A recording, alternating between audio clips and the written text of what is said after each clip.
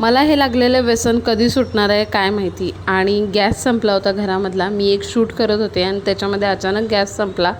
तर मला ते शूटचं पडलं नव्हतं, मला चहा प्यायचा होता आणि मला चहाची एवढी तलब लागली होती।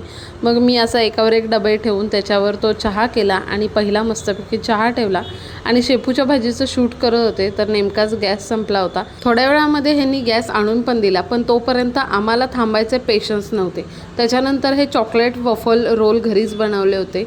काही भाज्या वगैरे आणल्या होत्या, त्या स्वच्छ निवडून ठेवल्या आणि हे गार्गिनी शूट केलेलं आहे।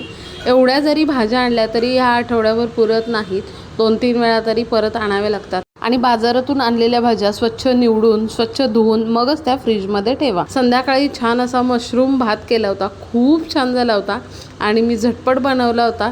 बेसिकच काही मसाले टाकले होते, पण तो एवढा छान झाला होता की मनूच्या बाबांना खूप आवडला। आणि एखादा केलेला पदार्थ जर का घरच्यांना आवडला तर आणखी समाधान वाटतं। चला तर मग भेटूया उद्याच्या ब्लॉगमध्ये।